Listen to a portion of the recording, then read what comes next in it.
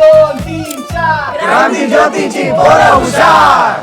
या फिल्मची USP जर माझ्या मते मला असं वाटतं की एकतर विषय, दुसरं म्हणजे कास्टिंग. ही जो हा काय ग्रुप आहे त्याच्यात वेगवेगळे व्हरायटीचे लोक हे एकत्र पहिल्यांदा येताना दिसत आहेत आम्हाला. म्हणजे असे पेअर्समध्ये मी बघितले असतील पण एकत्र नाही बघितलं. तर त्याचा काय विचार होता ह्या असे स्पेसिफिक लोक कास्ट करायचं हे ऍक्टर्स? असे स्पेसिफिक म्हणजे तो चांगल्या अर्थाने म्हणतो. हे असे ऍक्टर्स तुला कास्ट करायचं काय कारण होतं? एवढी चांगले चांगले लोक तू एकत्र कसे आहेत असं. थँक्यू. पुष्कराजकडे ना एक त्याची एक वेगळी पावर आहे. म्हणजे लाईन्स आहेत नाही नुसत्या रिॲक्शन मधनं तो त्याचं काहीतरी भरू शकतो. आणि हे मी त्याचं काम बघत आलोय. आणि मला असे ऍक्टर्स नकोच होते की या सीन मध्ये माझी वाक्य नाही आहेत तर मी काय करू. म्हणजे ठीक आहे तुझा सीन आहे वगैरे ते बोलतात, असे असतात ऍक्टर. हा माझा नाही आहे सीन. अरे हा फिल्मचा सीन आहे, तुझा पण आहे, हा सगळ्यांचा सीन. हा माझा नाही आहे, तुझा आहे. तर पुष्कराज त्यातला वाटत नाही. म्हणजे मी त्याचं जे काही काम बघितलं, मी कधी त्याच्याबरोबर आधी काम केलं नव्हतं, पण जे काही काम बघितलं त्याच्यात असं दिसायचं की हा आपण ह्याच्याकडे पाहणारच पुढे काहीही चालू असू. आणि हे एका अर्थाने कदाचित असं वाटू शकतं की नाही हे डिस्टर्बिंग असू शकतं समोरच्या जो परफॉर्म करतोय त्या नटासाठी, पण नाही, ते आपण ना तो सीन म्हणून काय वर्क होतोय आणि त्याच्यात तशी गंमत प्रत्येक कॅरेक्टरची आली पाहिजे.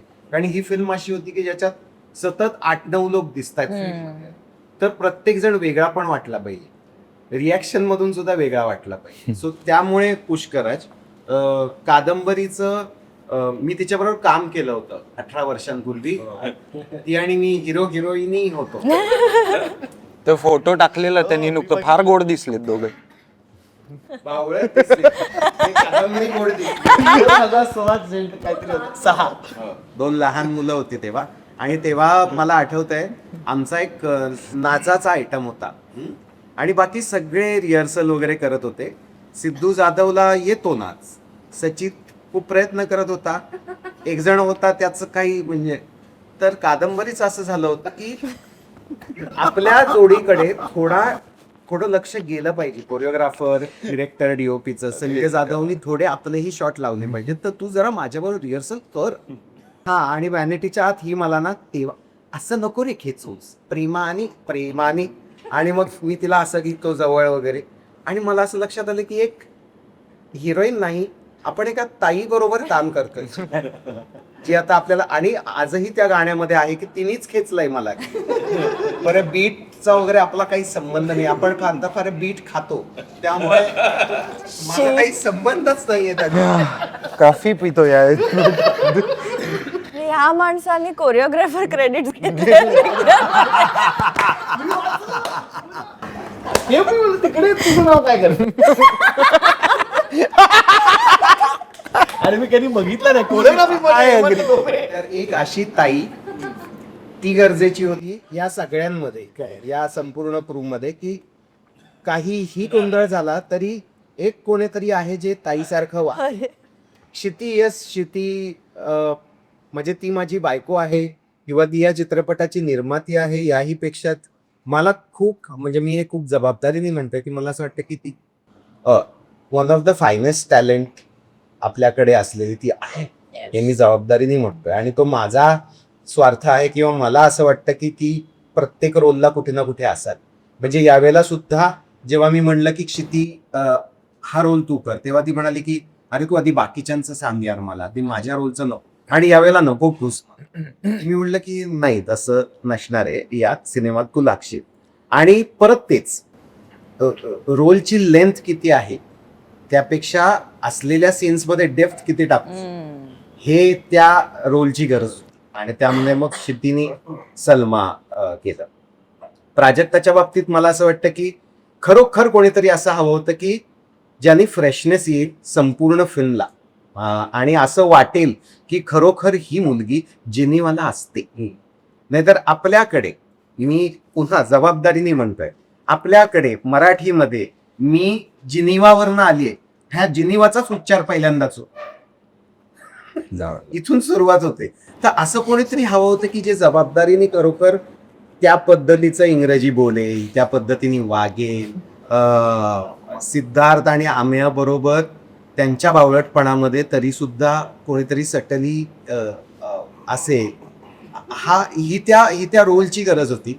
आणि ती मला एकदा खूप मागे म्हणाली होती की आपण काही छान करत असू, म्हणजे तुम्ही जर काही छान प्रोड्यूस करत असाल, बनवत असाल, तर मला खूप आवडेल तुमच्यासोबत काम करायला. आणि क्षितीने तिला असाच फोन केला की असं असं आम्ही बनवतोय, तर तुला काय वाटतंय? ऑन्सॉम्बल आहे, खूप लोक असणार आहे, असं नाही आहे की लीड रोल आहे. तर ती म्हणाली की नाही नाही, मला खूप करायला आवडेल. आणि एका पॉईंटला ती असं म्हणाली, हे बघ, माझी मराठी फिल्म असणारी पहिली, फेल्युअर झालं तर हे सगळे आहेत ना मराठी स्टार, तर यांच्यामुळे झालं. आणि सक्सेस मिळाला आपल्या सगळ्यांमुळे. तर तेही मला तिचं आठवतंय, ती बोलली होती, पण तिला मिळालाय सक्सेस. सिद्धार्थ म्हणजे असं म्हणतात की मी स्क्रिप्ट लिहिलं की क्षिती आणि सिद्धार्थ आधी ठरवतो, मग डायलॉग्स लिहितो वगैरे, मग कॅमेरा, मग लोकेशन वगैरे. तर त्याच्या मागे खूप कारण आहेत. त्याच्या मागे सगळ्यात महत्वाचं कारण म्हणजे तो इतका लवेबल आहे ऑन स्क्रीन. तो कुठलाही रोल, इरिटेटिंग मुलाचा रोलही छान करू शकतो. म्हणजे याची मी उदाहरणं देऊ शकतो. चिम्मामध्ये जसं अनेक बायका आणि सिद्धार्थ. खरं तर अनेक बायका असल्यावर पुन्हा तेच, कोणी हा विचार करतं बायकांची फिल्म आहे ना, माझं काय. पण नाही, तुझ्या रिॲक्शन्सनी मजा येणार. फर्स्ट क्लास दाभाडे डोक्यात जाईल असं पात्र होतं, म्हणजे आपल्याला आवडणारच नाही, पण तरी सुद्धा आपला पहिला प्रश्न आपल्याला हा पडला पाहिजे की हेच काय झालंय बिचारायचं. तर हे बिचारा वाटायला ते जे स्टाईल ऑफ ऍक्टिंग आहे ते सिद्धूकडे खूप आहे, चांगल्या अर्थात. आम्ही मला असं वाटतं की ती असं खूप भरलेलं असतं बघ टॅलेंट, की नेमकं ते कधी फुटेल तो बॉम्ब असं कळत नाही. आणि तो बॉम्ब अजूनही फुटलेला नाही, खूप आहे, अजून खूप एक्सप्लोर करायचं आहे त्याला. आणि असं कुठल्याही रोलला टाका तुम्ही त्या, की हा रोल अशा पद्धतीने असा अप्रोच करायचा, तो ते करणार. म्हणजे फर्स्ट क्लास दाभाडेमधलं कॅरेक्टर आणि हे कॅरेक्टर एंटायरली वेगळं आहे. मला हा सिनेमा बघून प्रत्येक जण ही रिॲक्शन देतो, बबन भारी होता, अमेय वाघ भारी होता, असं कोणी म्हणत. म्हणजे हीच त्याच्या कामाची पोचपावती आहे की आता लोक त्याला बबन म्हणतात, इतका तो रोल त्यांनी बबन केला.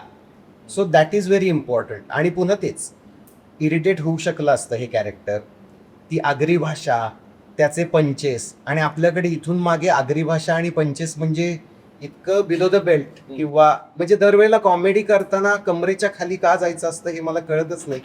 त्याचा कधीही आधार आम्ही हालचालींमधनं सुद्धा घेतला नाही.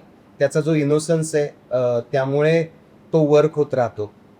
हरीशमध्ये सुद्धा एक फार सुंदर कपॅसिटी, म्हणजे आम्ही किती त्याला छळत असतो तरी सुद्धा रिॲक्शन. काही वेळेला आपल्याला असा ॲक्टर लागतो की जो रिॲक्शनसाठी पाहिजे, भले वाक्य नाही आहेत त्याला, पण तो परत डिरेक्टरचा एक स्वार्थ असतो की असं कोणीतरी बोलल्यावर ही रिॲक्शन लागेल, तर हा ॲक्टर पाहिजे. म्हणजे हा सिनेमा तू बघितलायस म्हणून तुला मी 2-3 जागा सांगतो जिथे बाळूमामा काहीतरी बोलतो आणि मग एक रिॲक्शन आहे, सगळे आहेत त्या फ्रेमवर. पण हरीशला मी सेंटरला उभं केलंय. बऱ्याचदा असं बाकीच्यांना वाटू शकतं, हा आत्ता काय पुढे, नॅचरली वाटू शकतं की काय याचं काय असोसिएशन असू शकतं. तर सिनेमा बघितल्यावर मग असं होतं की नाही, हाच हा होता आत्ता. किंवा कमान पडते आणि मग सर काहीतरी करतात आणि त्याच्यावरची रिॲक्शन. त्या एंटायर फ्रेममध्ये तुम्ही बघा, सगळ्यात जेन्युइन रिॲक्शन हरीशची. मी असं म्हणत नाही की सगळ्यांची विचित्र आहे आणि त्याचीच वारी, असं नाही म्हणत आहे. बट जे मला हवं आहे त्या ठिकाणी जी रिॲक्शन हवी आहे, ती रिॲक्शन हरीश फार अप्रतिम देऊ शकतो. म्हणून हरीश, तुम्हा सगळ्यांचं मी आता खूप कौतुक वा हरीश, केलंय. वा हरीश, वा हरीश, अरे पहिल्यांदा बोलतोय रे तू. Brilliant, बोल अरू. हे म्हणत आय लव्ह यू. कौतुक केलंय की कोरड पडली माझ्या. वा रे. हा प्रश्न मी जो लिहिलाय, ह्या प्रश्नासाठी तुम्ही बाकीच्यांनी सगळी 500 जीपे